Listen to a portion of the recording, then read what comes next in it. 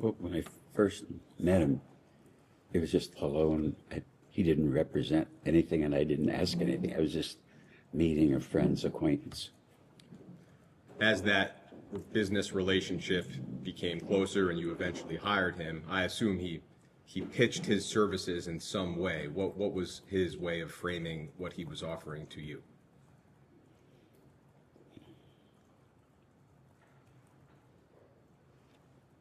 I think it was his experience at an industrial level, like working for a big company like Bear Stearns, and then he had done personal work for the Rothschild family in France. Personal wealth management, essentially? I don't know. We've seen some reports that he would present himself as a bounty hunter, that he would find people's missing money. Do you recall him saying anything like that? No. Well, it says Epstein represented that he had that. He wouldn't know if he did or not. Were you aware of any of Mr. Epstein's other clients? Let me think.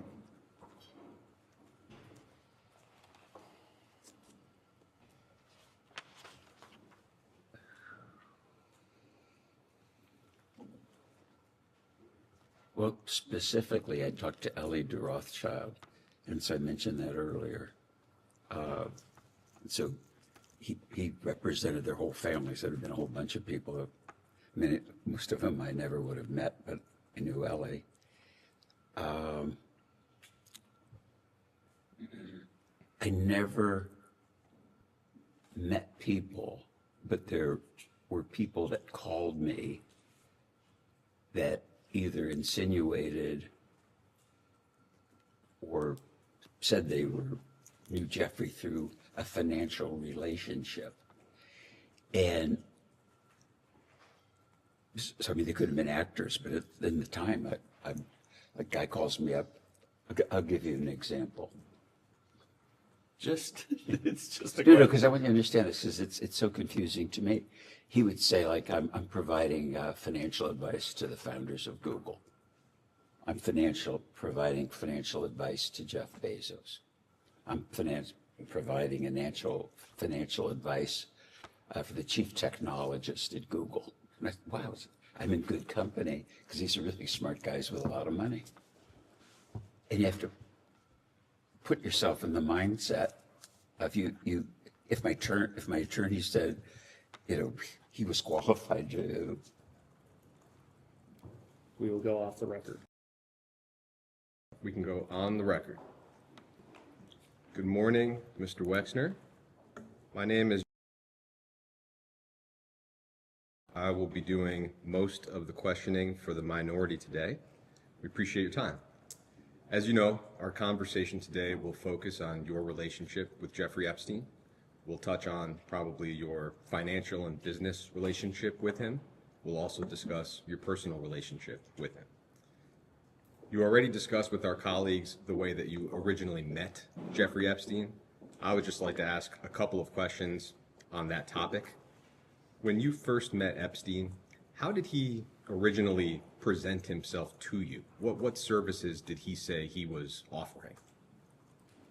Well, when I first met him, it was just hello, and he didn't represent anything, and I didn't ask anything. I was just meeting a friend's acquaintance.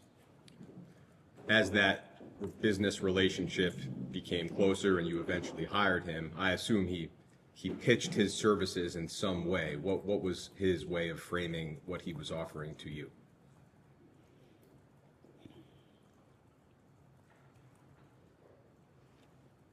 I think it was his experience at an industrial level, like working for a big company like Bear Stearns, and then he had done personal work for the Rothschild family in France. Personal wealth management, essentially? I don't know. We've seen some reports that he would present himself as a bounty hunter, that he would find people's missing money. Do you recall him saying anything like that? No. One of the articles that my colleagues already introduced, I won't make you look back through it, but it was the Vanity Fair article. I will just read you a paragraph out loud. It's the only paragraph I have a question about. But that article reported that during a conversation, Jeffrey Epstein asked Mr. Meister to introduce Epstein to you, Mr. Wexner, and Epstein told Meister that Epstein had learned that Wexner's current money manager was stealing from him. And the article identifies Harold Levin, I think, as your previous financial advisor. Do you have any recollection of whether Mr. Epstein ever claimed that Mr. Levin was stealing from you? Objection to the article on hearsay grounds, you can answer.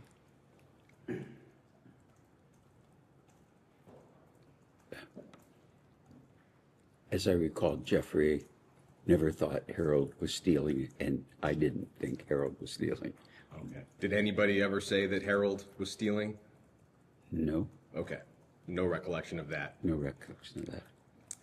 That article also describes a story where you sent Mr. Levin to meet with Mr. Epstein and just discuss an investment opportunity, but Mr. Levin came back to you and told you to stay away from Mr. Epstein. Do you have any recollection of that type of a warning from Mr. Levin? No, Same objection.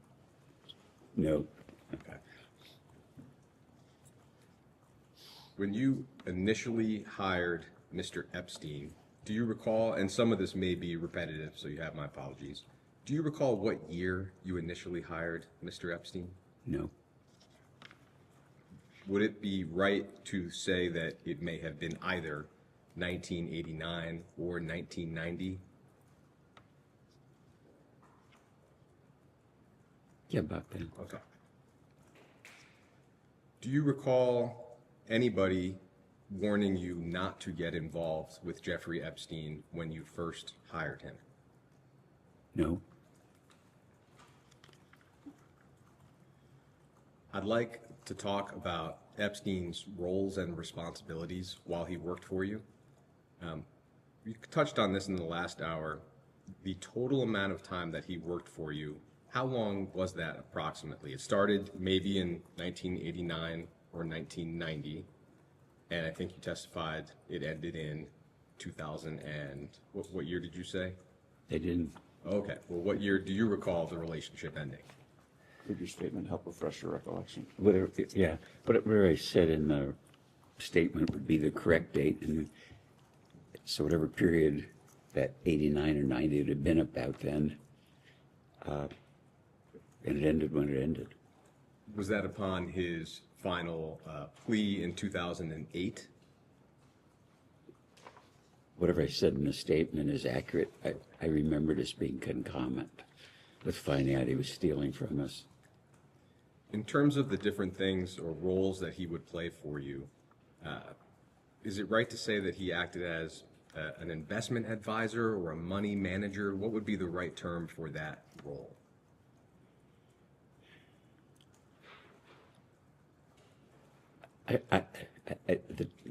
The term wasn't part of my vocabulary, but he was kind of like the family office manager. And so where they oversaw investment, oversaw people getting paid, made sure taxes were done, and talked to accountants. I had, in hindsight, because I had done so well, and I was dating Abigail, and we were engaged, and I was married and running 20 businesses. I was very busy, and just all that just stuff that was in my personal life was either wasn't managed by me. It was like my admin was like which sounds kind of crazy, was the closest thing I had to any kind of supervision. Would he be making investments on your behalf the way a traditional investment advisor would? I must have known at the time. I don't recall specifically asking him about investment. I would like to introduce Minority Exhibit A.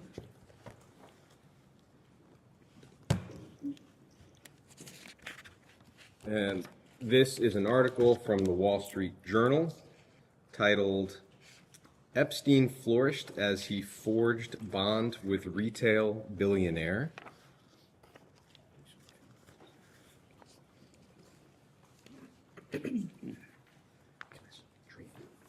Okay.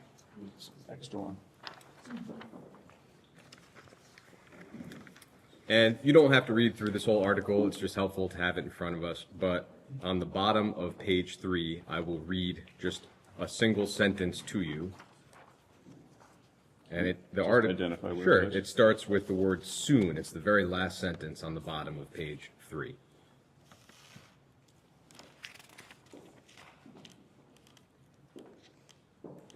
Starting there. Oh, And that sentence, I'll read it out loud as well, says that soon Mr. Epstein was presenting Mr. Wexner with a variety of investments, including apartment buildings and a development involving a former post office building, says Mr. Morosky. And we understand that to be Robert Morosky, a former vice chairman of your company. Is that consistent with what you remember Epstein doing for you? Objection, hearsay, you can answer. no. No. Okay. Do you have any recollection of Epstein presenting you with investment opportunities such as these? I'm sure he did, but they weren't apartment buildings or post office. It would have been, I'm, Do you remember? no, I don't remember. Is it that you don't recall at all, or that, as far as you recall, that statement is just not accurate? Well, there's two parts of it. In reading this one, not accurate, and I fired Bob Morosky for bad behavior.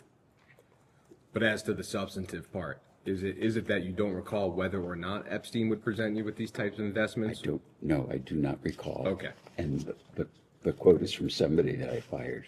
Okay. In addition to the, I guess, family office role that you described, I'd like to ask about whether Epstein provided other services to you. We know that he provided some later clients with tax planning services. Did he ever do anything like that for you? Must have, but I have no specific recollection. I mean, somebody, my attorney, tax attorneys, I'm kind of a muddle about who did what. And so is it fair to say again that you just don't recall either way? Yeah, I don't recall at all. Okay. Separately from that, Mr. Epstein was a trustee for various trusts and charities of yours. I'd like to touch on both of those roles, starting with trusts. And so I will introduce Minority Exhibit B.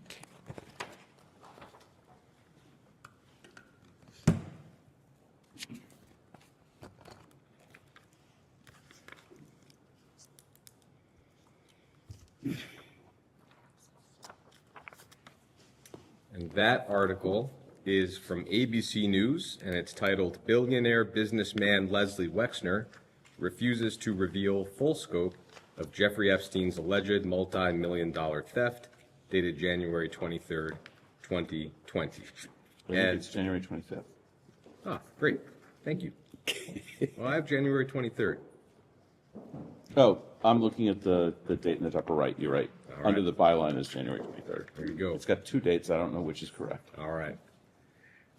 On page 3 of this article, and I'll let you take a moment, in the middle of that page, the article says that they identified nearly a dozen trusts connected to you. I don't think... Where is that? Sure. It starts in the paragraph, Volsher and Boyd, in the middle of the page. Okay. Who are those? I think they're associated with ABC's investigative reporting team. Thank you. And it tells us that they found nearly a dozen trusts with names like health and science interests, arts interests, and community interests connected to Wexner that listed Epstein as trustee and received large gifts of stock in Wexner's company. So I'll stop there. Do you have a recollection of the trusts that are described here? None. None. And so do you have any recollection of Mr. Epstein's role with those trusts? None. Okay. We will come back to that, but I'd like to touch for a moment on Epstein's role with the Wexner Foundation. And I, for that, will introduce Minority Exhibit C.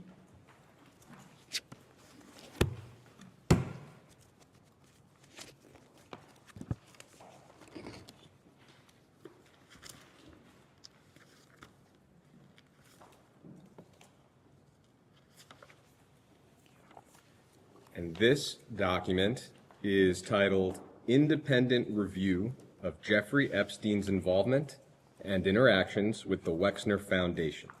And the document is dated February 24th, 2020. I'm not going to ask you to read through this. It's a long document. I will point you to a specific part of it. But first, we understand this to be an independent review that was undertaken by a law firm at the request of the Wexner Foundation in the wake of Mr. Epstein's arrest in 2019. Is that also your understanding? I never knew of it. And I've looked at this, I'm laughing, because the address is 65 East State Street, and that was the address of my dad's first store when I was 13. Okay. Well, so is the report unfamiliar to you? Yes. Okay. Completely. And I think page 4 of the report says that you were interviewed by the law firm for this report. Do you have any recollection of that? Nope. None. Do you have any reason to doubt the report, that you were in fact interviewed for the report? No. Okay. I don't remember it, so Sure. I can't doubt it. Page 9 of the report simply tells us that Epstein, and I'll let you turn to it if you'd like, but it just tells us that Epstein was elected as a trustee of the Wexner Foundation in 1992, and that he remained a trustee until September 2007. Epstein would not have been the only trustee of the Wexner Foundation, correct? Objection to, as to hearsay as to the document. The question is fine. Can you repeat it? Sure. Would Epstein, did the Wexner Foundation have more than one trustee? I'm sure it did, and I think there was a legal requirement to have 3. And I don't know that. I just think that. On the next page, page 10, under the header number 2, there's a header that reads, Epstein played no role in the operation of the Foundation's fellowships or other programs.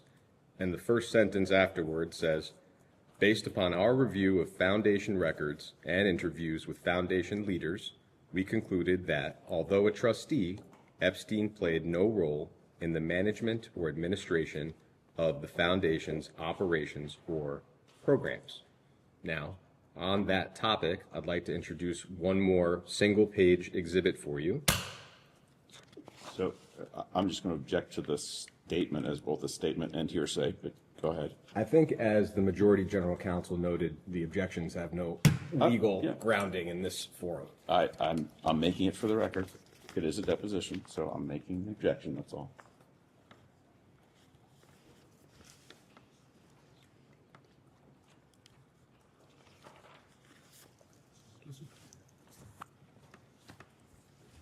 So, Is this a single page? single page, and I'll give you a moment to look it over. This is D? That's D.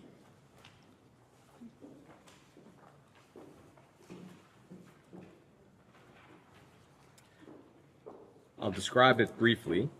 This Can is you give him a chance, and me a chance to read it? of course. Thank you.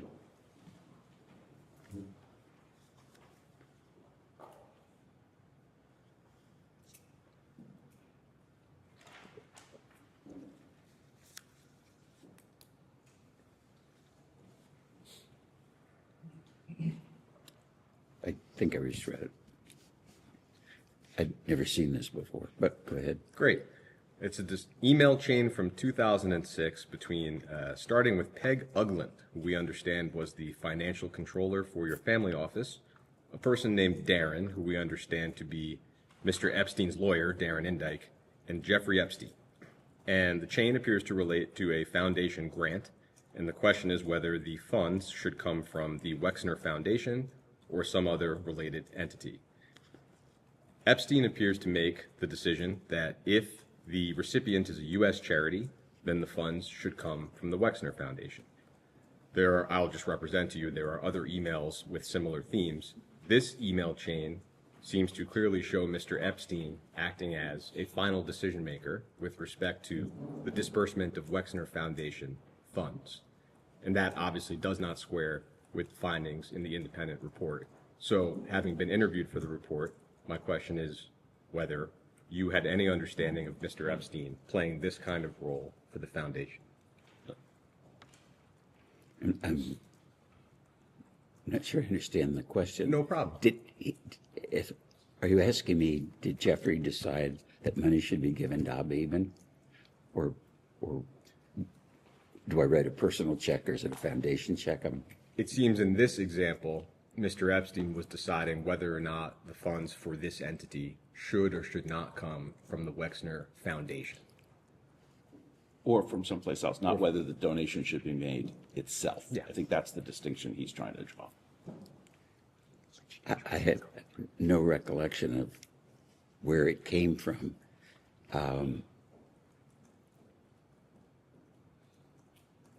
I regularly helped Abba Eben after he retired from government. And I probably would have started with writing a personal check, and then I would speculate how it was paid. I don't remember writing the check.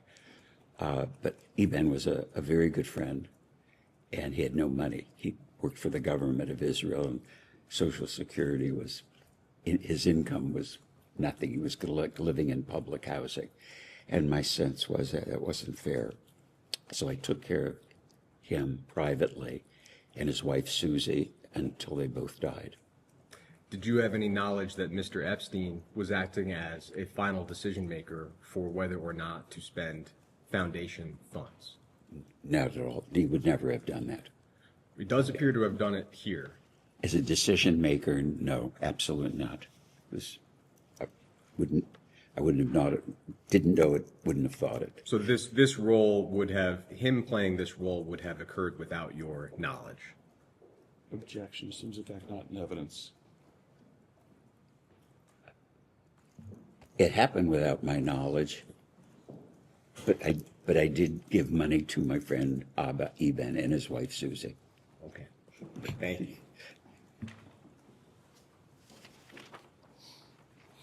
I think we've had an additional member of Congress join us. If that individual could identify themselves, please.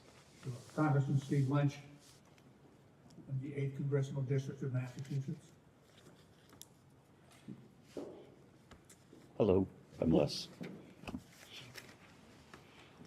I'd like to spend a little bit of time on the development of New Albany, and I know my colleagues also touched on that topic. Could you just briefly describe for us your role in the development of New Albany? I know it was substantial, so a brief overview. Yeah, it started out with me thinking I wanted to have a house in the country, and it began with thinking I would buy an old barn and restore it, and that'd be kind of a cool thing. And as I worked through the project, my personal project, I asked my friend Jack Kessler, who was a professional in the real estate business and a developer, what land cost and what he thought of the idea. And then I got to thinking, do I really want to build a barn? And then I thought I want to build a house. And I kept telling Jack about what I was thinking I was going to do, having not done anything.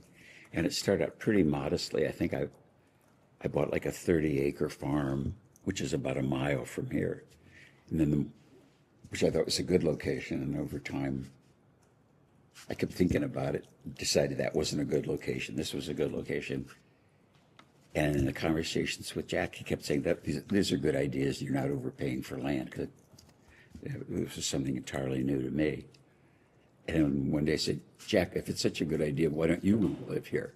And he said, I would, but my wife wouldn't move. And then one day he called up. He said, she thinks it's a good idea, and we're going to sell our house, and we'll build one near yours, which is the house that's half a mile away. And I said, if we're going to live here, do you think any of our friends would want to live out near us or acquaintances of his? And he said, yeah, I think a lot of people would like that, you know, the idea of having more land around, and it's not that far from the airport, stuff like that. And that's how the idea began. And then the next idea was, how do you do it?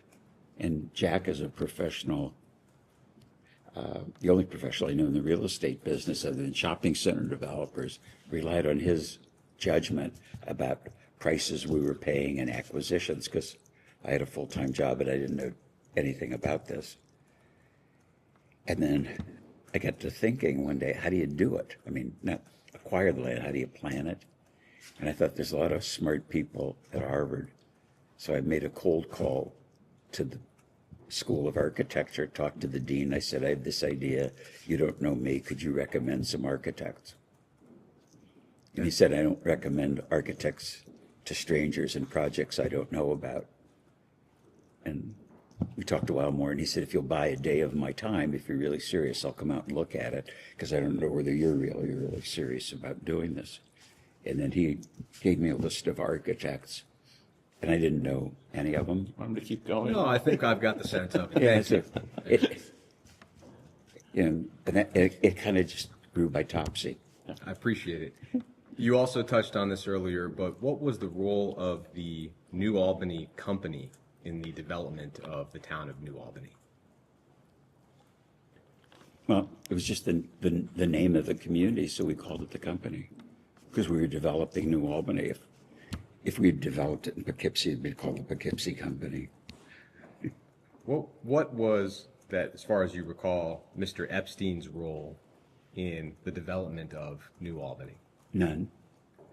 What was his role with the New Albany Company?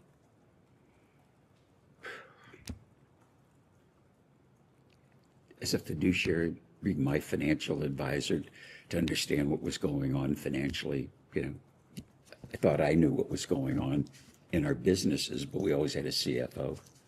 So I'd rely on the CFO to do what the CFO did, because I did the marketing and the planning. But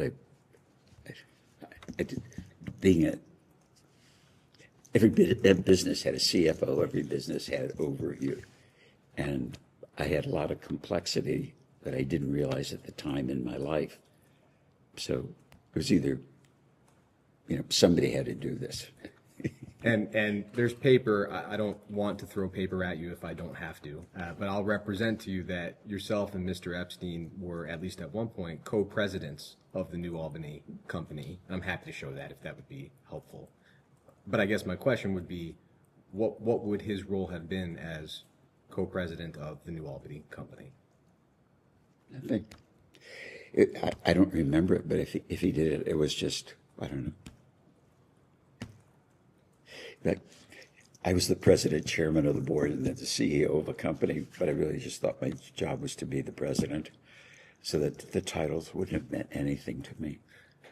It is right, I think, but you tell me that the purpose of the New Albany Company was to assist in the development of New Albany. Is that right? It was more than that. New Albany was just a farm village, and I bought land here and developed it. Built the schools, built the fire station, built the police station, did all the community public facilities, you know, platted streets. I can remember, did all the drawings. So I was the master developer of New Albany as a community. Did the New Albany Company have any purpose other than to assist in the development of New Albany? No. Okay. Mr. Epstein was at one point president of the New Albany Company. Objection. I think you said he was co-president. That's correct, co-president. But just so I understand it, your testimony is that Mr. Epstein played no role in the development of New Albany. Absolutely no role. Okay.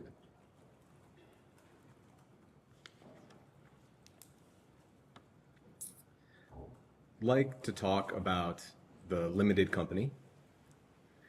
Was Mr. Epstein ever employed by the limited company or any of its affiliated entities? Never. Did Mr. Epstein ever have an informal role with the limited company or any of its affiliated entities? Never. Did he ever provide any services or advice to the company regardless of compensation? Not that I recall. The Vanity Fair article we looked at earlier, I'll just relay the anecdote. You're welcome to look at it if you want to. But it retells a story that in 1996, the Limited was preparing to spin off Abercrombie and Fitch on the New York Stock Exchange. And Epstein, reportedly, flew to Columbus and told your executives that he would decide the share price. Do you have any recollection of that occurring? No, nil, nothing, never. And the article says that Tom Hopkins, who I think was the vice chair of the Limited at the time, told you at that point that Epstein was a con man. Do you have any recollection of that occurring? No. Okay. I'll note there's been a lot of reporting that Mr. Epstein held himself out as affiliated with Victoria's Secret. We will come back to that topic a little bit later. Were there any instances at all that you can recall in which Epstein got involved in the Limited's business affairs? No.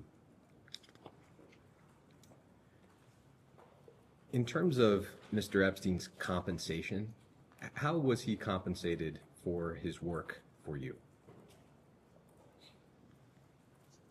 I don't specifically recall, but I would guess fairly. I should be more clear. Was he compensated with salary, or would it have been investment-based or securities or fee-based? Do you recall? What was the way in which you would compensate him? I don't recall.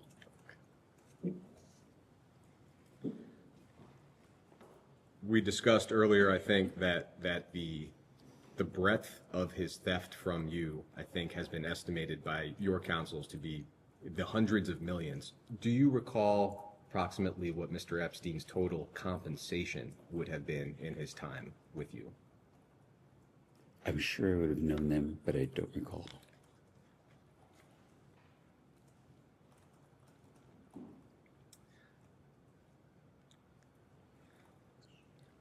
I'd like to talk about Mr. Epstein's misappropriation or theft of your assets. And so I will introduce as Exhibit E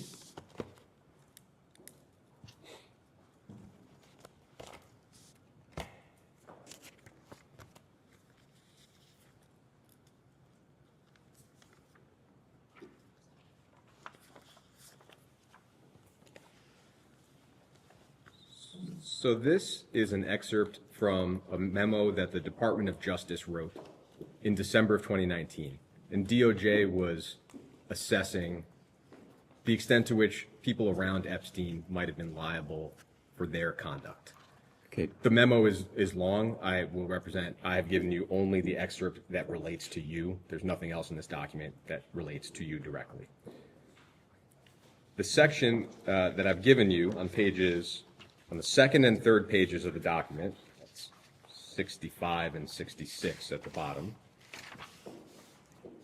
This is a summary of a proffer that your lawyer or lawyers gave to DOJ in July of 2019. With respect to Epstein's theft from you, in the second half of the second paragraph, I'll read it out loud. Your attorneys, quote, explained that over his years handling Wexner's finances, Epstein stole or otherwise misappropriated several $100 million from Wexner.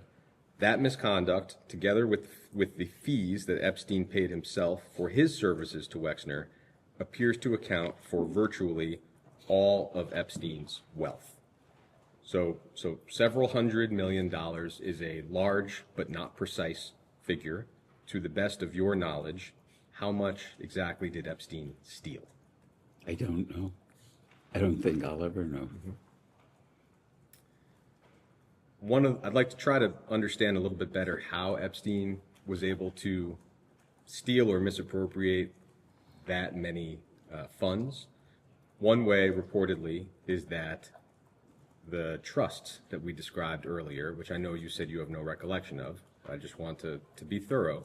The trusts that he was trustee of would receive gifts of limited stock, and he would then sell that stock on the New York Stock Exchange and then use a portion of those proceeds for his own personal purposes. Do you have any knowledge or recollection of what I just described? I'm effing surprised. I shocked. I didn't know this. Is it that you have not previously heard what I just described? I never heard of it, never saw this document. And it was publicly reported, I think, by ABC several years ago, but not ever on your radar. Never. The report indicates that it was more than or around $1.3 billion of stock that Epstein moved around that way. Not that he kept all of that money for himself, but the total amount of stock sales was over $1 billion. You have no knowledge or awareness of that. I don't know the amounts. The only trust that I'm aware of is my wife set up trusts for our kids, you know. So however she set them up in the amounts, I have no idea what's in them then or now. And then separately, it's been reported that around $20 million of stock and cash were contributed by two of your charitable foundations to one of Epstein's charities. Do you have any knowledge or awareness of that? Effing shocked. I'm appalled. I never heard that. Did you know that? No. Except so. Thank you, Mr. Director. We have some additional questions, and we have some questions from some of the members here. I'll start. I want to just go back to something. Now, earlier in the deposition, Mr. Director, you said that you were never aware of Jeffrey Epstein or Ghislaine Maxwell sexually abusing minors or adult women. Is that correct? I know Jeffrey was accused by an adult woman of abusing her, and that's the only thing that I knew until the shit hit the fan. So prior to it becoming public knowledge, you were never aware No. of Jeffrey Epstein? Ghislaine Absolutely not. Were you ever You have to aware? wait till he finishes asking the question. Sorry. The court reporters will get mad at you if you don't. Okay, so I think you said that, you said that you were not. Were you ever aware of Jeffrey Epstein or Ghislaine Maxwell sexually abusing men or boys? No. Okay. How about trafficking men or boys? No. Prior to it becoming public knowledge, were you ever aware of Jeffrey Epstein or Ghislaine Maxwell arranging for a prominent person to have sex with another person? Never.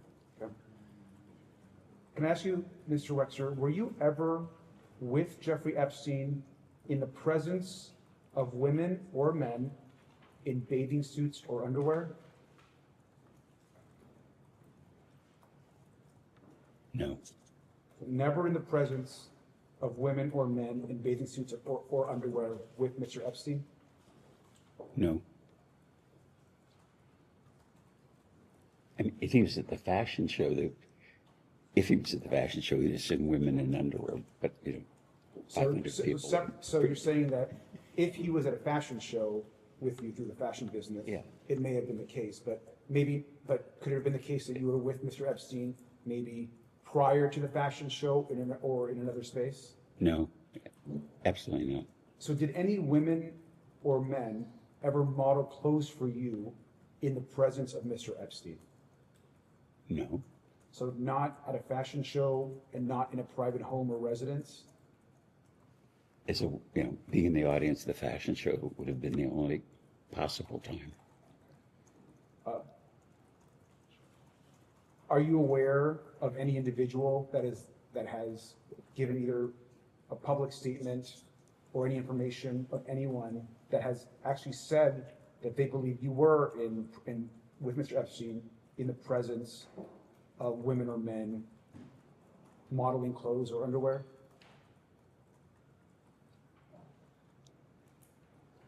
I think the answer is no, but I'm not sure I understand the question. I'll move on. Just a direct question for you, sir. Also, did you yourself ever have a sexual encounter with any individual that was introduced to you by Jeffrey Epstein or Ghislaine Maxwell? No. Did you personally have a sexual relationship with Jeffrey Epstein? No. Are you aware that others have claimed that you had a sexual relationship with Jeffrey Epstein? No, Did you ever suspect, sir, if Jeffrey Epstein ever had any sexual relationships with other men? no, But you, since it being public knowledge, you are now aware that Jeffrey Epstein had inappropriate sexual relationships with other women. Is that correct?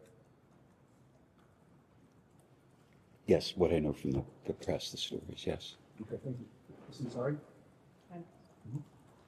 Thank you. I'd like to ask you about Epstein's properties and your visits to them.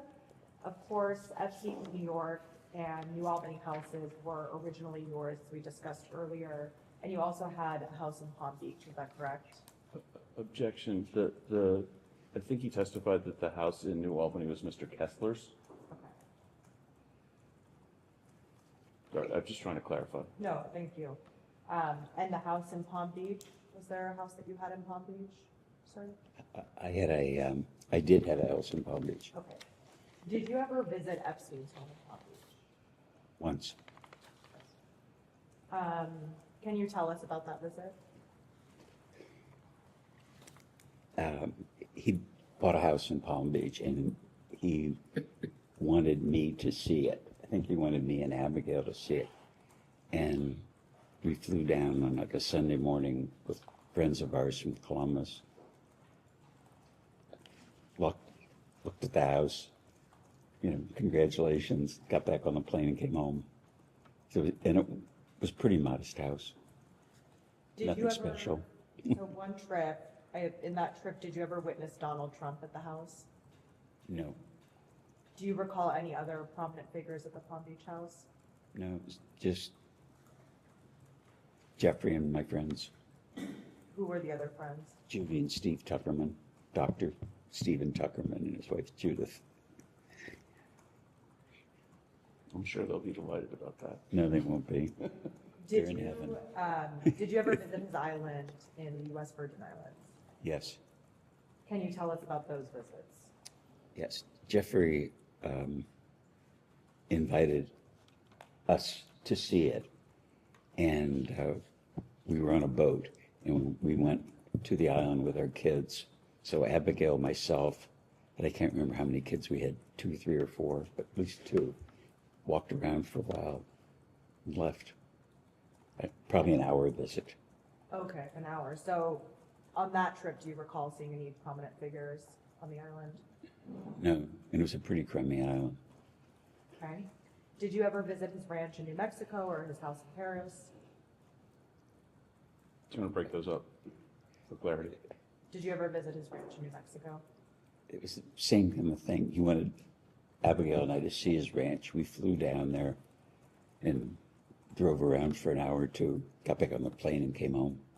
And I don't think he had a house. So you would fly just to go visit for 1 hour? Yeah, I would fly to Europe for 1 hour on business trips. As crazy it is, getting on the plane and going places for me was like going to the mailbox.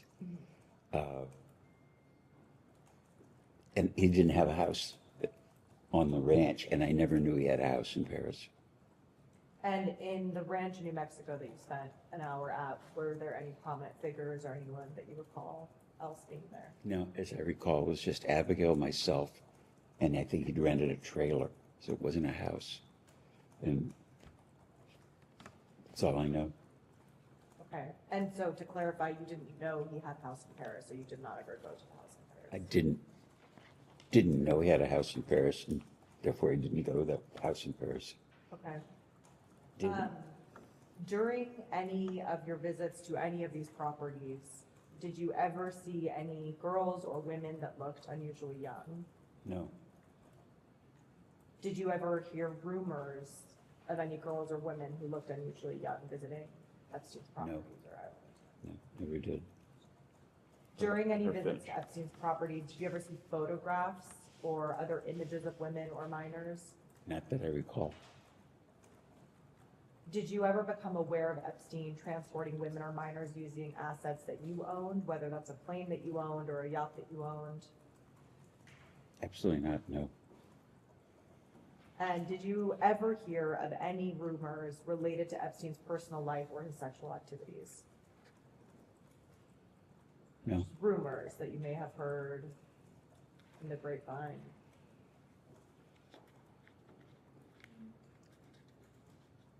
That's kind of ambiguous. I mean, like, I'll answer you in this. I think you're asking an ambiguous question. I would go to visit David Gergen at Harvard because I was very interested in the center of public leadership. And David would say, Jeffrey was up here, your friend Jeffrey was up here, and he was visiting Henry Rosofsky, who was the dean of Harvard College, or he was visiting Larry Summers, and he always has an admin with him, or, you know, a girl. And he says a woman, maybe more accurate. He said he never travels by himself. And I think that's what I'm referring to. I mean, I don't think I get through a day without hearing a rumor about somebody. So I imagine somebody that you were close to, you probably heard. No, but it wasn't, it was more like he was traveling with his admin or his secretaries or his lady lawyer or his lady accountant. That's what I would hear. But it wasn't, I never heard rumors about Jeffrey was traveling around with a girlfriend for this, or a girl. It was like, it was part of his, I don't know, social visits or something. It was always, if I heard, it was in reference to work, his work. Okay, thank you. Ms. Crockett? Yes, thank you. I actually want to start in a little bit of a different place really quickly. Dr. Mark Landon, are you familiar with him? Who? Dr. Mark Landon? Yes. Okay. He was paid by Epstein on your behalf to consult on biomedical investments, is that correct? I just heard about that. I didn't know that until maybe, I don't know, the last few days. Okay, so with you knowing Dr. Mark Landon, are you aware as to whether or not Dr. Landon ever was paid to render medical services to any of the alleged victims of Jeffrey Epstein? No? What is your relationship with Dr. Landon? Abigail had a complicated pregnancy, and their general obstetrician, I believe, referred her to Mark Landon. He is an obstetrician. And that's how I met him, and he delivered our children. Okay. And so my relationship with him is my wife's doctor. Did you ever introduce him to Jeffrey Epstein? No. Okay. All right. Did you ever spend time with Epstein and Donald Trump?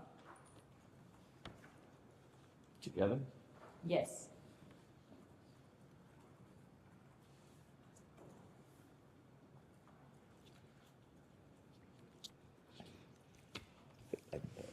I want to answer this question accurately.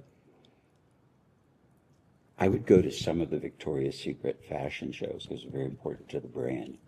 At some of the fashion shows, Jeffrey was there and some Trump was there. And I remembered because Trump would always introduce himself to me. And I always thought it was kind of odd that he was at the fashion show because he had nothing to do with fashion. So the coincidence of them being together at an event, it could have been that, but I have no specific recollection. They never had a social or like a drink or a cup of coffee, something, you know, that would put them together. Okay, so just to clarify, because I want to make sure we're clear on the record, you're saying that you can recall instances potentially where Epstein and Trump were together and you were in their presence, or just a random scenario where Epstein may be there, Trump may be there separately, and then you would be there? It would be at random. That would be accurate. If it happened, but I have no specific recollection. Okay. Did you ever see or become aware of President Trump having a sexual relationship with a person who was introduced to him by Epstein or Maxwell? No. Has Donald Trump ever discussed Jeffrey Epstein with you? Nope. did Jeffrey Epstein ever discuss Donald Trump with you?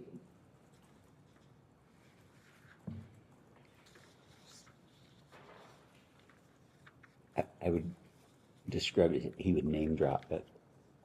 So he would say things like, I know President Clinton, or I know the Pope, or I know God, or, or I know you. It was that kind of name dropping, but never, I can't remember a specific place, but Jeffrey dropped a lot of names.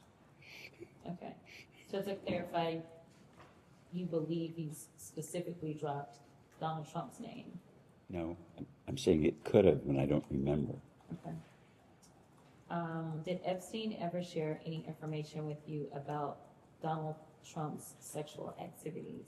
No, Do you have a relationship with Donald Trump? no, But you've met him before.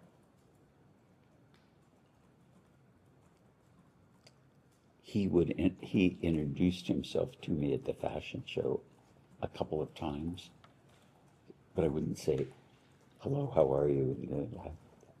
Like you say, met, like we knew each other. We don't know each other. He wouldn't. I'd be shocked if he remembered me. Okay. And I know that you specifically mentioned the island, that you have been to Jeffrey's Island. Do you recall seeing any of those persons that Jeffrey Epstein would name drop while you were on his island? No, nobody was there but Abigail, myself, Jeffrey. Maybe I somebody cutting grass or something. There was a maintenance person, I think, but I don't specifically recall. I know for sure I was there, Abigail was there, Jeffrey was there. And there wasn't anything abnormal about the appearance of the home on the island, and the reason that I asked, just to give you clarification on what I mean by abnormal, we've heard reports of people being thrown off when they walked into his home in New York because there was a massage table that was just sitting randomly in the middle of a room. Did you see anything like that when you visited any property that belonged to Jeffrey Epstein? Well, first to clarify, when we visited the island, there was like a Pueblo building, like maybe a one room and a bathroom or something. It was pretty crummy. And the island was crummy. There were no trees, there was no sand, there was no beach. It was just, it's a kind of a peculiar thing. It was an island, but it was like a pile of rocks. It was just, I was kind of shocked that that anybody would buy it for any purpose. As far as seeing things, I never was in the house. I never at his house in New York. The house in Florida, we were there after he bought it, because I mentioned with the couple, so I never saw a massage table or anything. Well, Thank you so much, Chairman. Thank you, Mr. Wexner, for your ability to answer a lot of questions. I think when you meet the survivors, it becomes incredibly personal, especially for women on this committee, so I appreciate it. But I'd like to introduce exhibit, I believe it's F. The article is titled, Jeffrey Epstein Made Regular Payments to Ohio State Head of Gynecology, Records Show, which is from a local affiliate. It's dated February 10, 2026, and we'll be able to get it to you. And it's about Dr. Landon.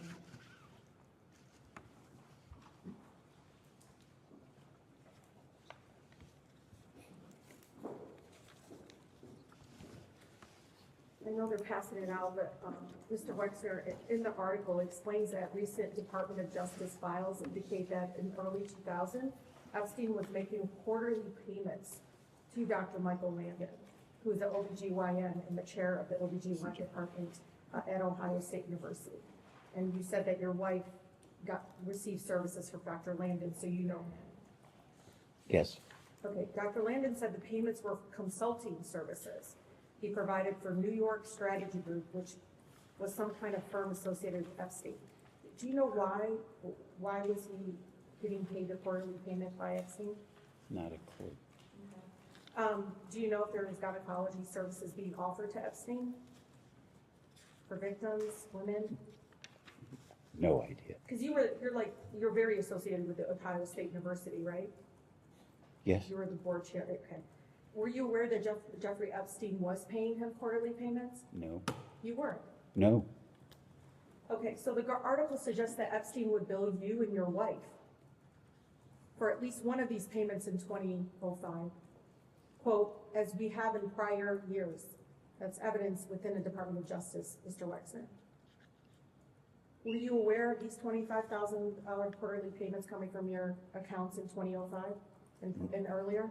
not till this moment. You know, Mr. Wexner, I'm watching this all unfold, and I just want you to know it's incredibly hard for people to understand you don't know this. Maybe you don't know the specific details. Maybe you don't know the dollar amounts. But Epstein was able to be empowered and enabled to hurt more people with your money. You understand that? Oh yeah, he's a crook. I know. But you don't know the purpose of the payment, and the money's coming from you. It's your money. And you don't know why he's paying a doctor at Ohio State University. Sadly, I don't. Did you introduce him to Dr. Landon? No, How did he meet Dr. Landon? I wouldn't know that he met him. Because Abigail, your wife received services from Dr. Michael Landon. Yes, and so did my daughter. Okay. So was it a routine practice for the New York State strategy group's expenses to be paid by your accounts? I never heard of it. It's weird because it's your money going in to pay for this consulting services of another company. It's weird to me too. So Dr. Landon never talked to you about these Never, quarterly payments? never. Something else that comes up, because one of the claims that you're saying that you're not close friends and everything, but you know, some of us have access to the redacted emails, some of us already, I think majority of us Sure. have gone down there. There is constant claims from survivors, again, they're redacted from some of the communication directly with Maxwell or directly with other women that were helping Epstein. And your name comes up synonymously sometimes with Epstein. Did you know that? Well, I know it now. Well, they also said that you were lovers. And I know it's nothing to be ashamed of. I just want you to know. It's so crazy. No, it's nothing to be ashamed of. But it would explain, I think, the closeness that everyone consistently says. No one ever says you're not close. Is that, like, everyone says that you had a close relationship, that you and Epstein were close friends. Did you know that? Objection, hearsay. Okay. I think, Mr. Wexner, could you provide us with the name of every registered legal entity? And this is important, because if you don't know now, then give us the information. Help us find the people that hurt the girls with your money. I'm asking and urging you to, please. You started your business with your Aunt Ida's money. You don't want your legacy to be not just Epstein, but Dr., what is the guy's other's name? Dr. Richard Strauss? It's Richard Strauss, who also well, it doesn't matter. You were chair of the Ohio State University. You were the board chair at the time that he hurt other women, athletes on campus. This is to say to you, it's not only one person that hurt women, but now two that are affiliated with you directly. And I just want to urge you that if you don't know the answers to this, follow up with our committee, give us the information so we can find out who hurt the women and who benefited from it. So could you provide us with the name of every registered legal entity of which you were the beneficial owner between the start of your relationship with Mr. Epstein and his death? Can you provide that to the committee, sir? I would provide you with everything and anything I could to nail that Please son of a provide the bitch. entities' names, where they were registered, and the date of registration, and the names of whoever acted as the agent of those entities. Can I request that you just put that request in writing and direct it to me, I'll make sure. and we'll take it And- and And respond it's to it. important because, Mr. Wexner, so you know, the women, the survivors told us to follow the money consistently. The other question, and this will be my last. You claim that you have been a victim and defrauded by Epstein, correct? Correct. Then why didn't you file charges, go after him? He used money to hurt girls and probably young men. Why didn't you do anything to recoup your name, which has been synonymous with Epstein? Do you know your name comes up in the emails among victims who never met you, but your name was used consistently? I'm not sure I understand what the question to The him is. question is, why didn't you file any charges against Epstein if you conned you of $200 million that we know of?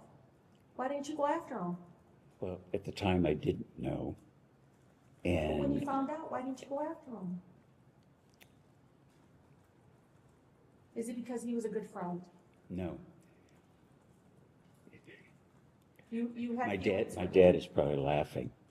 You know, No, one of the I thing, know. one of the no, no, one of the things my dad told me that you don't get a pissing contest with an elephant. And running a public company for a long time, I'm not good at public relations or financial public relations. And so I would answer questions to analysts, I'd call people up and I'd tell them the truth. And what I learned in the course of my business career is whether it was my chief of staff, the company lawyer, personal lawyers, what should I do? And the advice is, let us handle it. You don't want to get ahead of this. So I'm happy that today is happening Good. because I want to help and I would do everything I can to Let us nail not that do son of a what we're bitch. doing, And because they might be hurting Please let him, more. please let him finish. And I can't tell you how much I value my own ethics, my own moral compass, that it has a true north. And what I think happened, now knowing about all the cons, is that Jeffrey would tell somebody that they were me or this was somebody else. Like, you and I've never met, right? I don't recognize you, but you're a congresswoman. I think, because Yeah, I never met you, but you're all over the emails. yeah, but so I presume you're a congresswoman, and I presume you're not a man in women's clothing. But I don't know what I didn't know, and I understand. this is You know now, and we can do something about it. oh yeah, So Wexner claims, you claim that you cut ties with Epstein in '07, right? Okay. But you emailed Epstein, quote, Abigail told me the response, all I can say is I feel sorry. You violated your own #1 rule. Always be careful, end quote. That was an email in 2008, Mr. Wexner. I know, I'm letting you know that the public knows. probably I was giving him the finger. Okay, that's it, thank you. Mr. Wexner, just real briefly, did the FBI or Department of Justice ever directly speak to you about Epstein or Maxwell? Has the FBI or DOJ ever directly contacted you or spoken to you about Epstein? Not to my knowledge. Never. Never. And then finally, would you consider Donald Trump and Jeffrey Epstein friends or friendly? Would you classify them that way in the information that you have?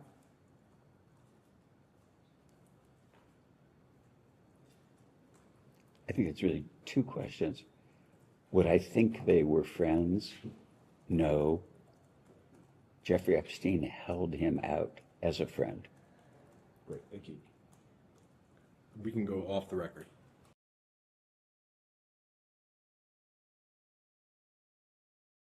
We'll go back on the record. What's that? That is a microphone.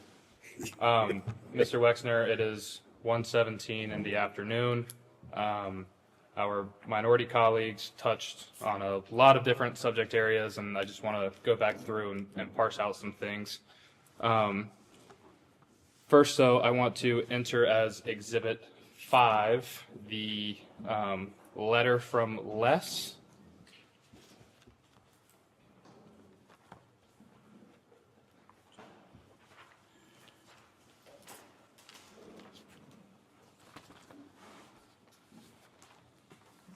You have one more? I'll get it back to us.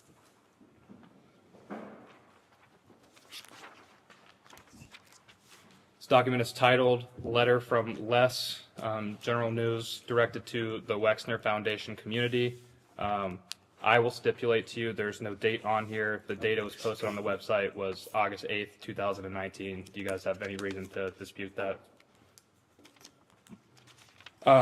In this letter that you wrote in August of 2019, you mentioned that you had that Mr. Epstein had various well-known, respected individuals as financial clients and in his inner circle.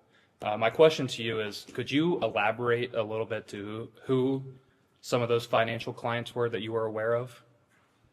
It says Epstein represented that he had that. He wouldn't know if he did or not. Were you aware of any of Mr. Epstein's other clients? Let me think.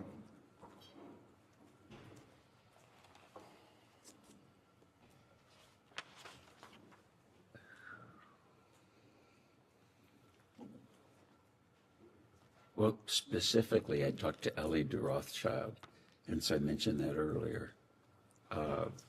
So he represented their whole families. There had been a whole bunch of people. I mean, most of them I never would have met, but I knew Ellie. I never met people, but there were people that called me that either insinuated or said they knew Jeffrey through a financial relationship. And so, I mean, they could have been actors, but in the time, a guy calls me up. I'll give you an example.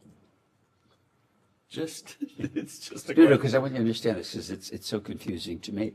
He would say, like, I'm providing financial advice to the founders of Google. I'm providing financial advice to Jeff Bezos.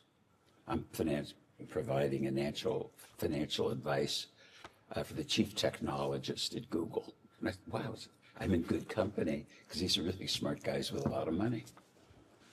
And you have to put yourself in the mindset of if my attorney said, you know, he was qualified to argue in front of the Supreme Court, I'd believe him. I didn't say to call the Supreme Court and say, tell me, is he really an attorney or did he do this?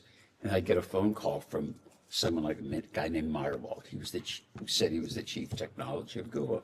You know, Jeffrey has been helping me, he's financial advisor. I told Jeffrey I was building a boat. He told me to call you. I had never built a boat, but because I hadn't. But if I wanted to build a boat, I would go to FedShip because reputationally they're the best boat builders. Then, you know, it was, and that's the part that is so embarrassing is what a commie was. And if I don't know, you believe your priest or your minister, your rabbi is what they are, you believe them. And people it was mostly phone calls of people would say, or if you'd bump into somebody, Jeffrey's my advisor, or Jeffrey's talked to me about stuff, or Jeffrey's helped me with financial things. I can't remember specifically, but as I look back at it, it was part of the con. So I never met Meyerwald. Can I have 1 second? Because I think it will move this thing along a little faster. Telling stories, okay? Subscribe to One India and never miss an update. Download the One India app now.